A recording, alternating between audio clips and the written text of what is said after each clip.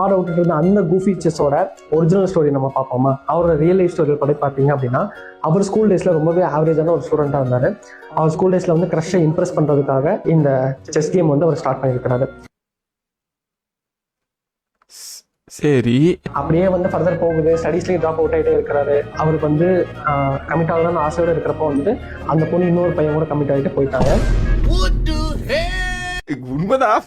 இல்ல இல்ல இல்ல உண்மைதான், இல்ல சும்மா போய் சொல்றாரு தாலு. அதோட பிரேக்கப்போட இம்பாக்ட்னால அவர் வந்துட்டு ஃபர்தர் திங்ஸை ஸ்டார்ட் பண்றாரு கொஞ்சம் கொஞ்சமா. ஓ, எனக்கு பிரேக்கப் ஆயிடுச்சு, அதுல இருந்து மூவ் ஆன் ஆகிறதுக்காக செஸ். ஓகே, காலேஜஸ் லெவலில் போறாரு, மூவ் பண்றாரு, ஒர்க்குக்குள்ள போறாரு.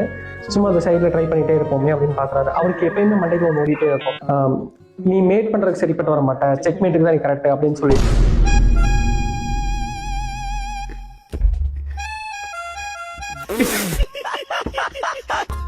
அனுப்பிவிட்டு அவங்களோட எக்ஸை நினைச்சு சரி நம்மளும் ஒரு நாள் மேலே வருவோமேன்ற ஒரு ஆசையோட வெளியே போட்டு அந்த நபர் தான் நம்மளோட குஃபி. நடக்கணும் அப்படி நடக்கணும்னு சொல்லி சாப விட்டு கேட்கிறோம். என்னையா சாப விடுற? ரீல் போட்டு சாப விடுறாரு இவரு. கர்மால் தெரியுமில ப்ரோ. அப்படியே டூ சொல்லி கிடையாது, சொல்றப்பதான் தெரியும். அவரே வந்து 1 மில்லியன் அடிச்சதுக்கப்புறம் சொல்லுவாரு. அது நீங்களே ஒண்ணு முடிவு பண்ணிக்கிறீங்க. 1 மில்லியன் அடிச்சா நான் ஏன் சொல்லணும்? அப்படி ஏதாவது இருந்தா கூட பரவாயில்ல, ஒண்ணும் கிடையாது. டம்மி, இவன் டம்மி தான் போட்டிருக்கு.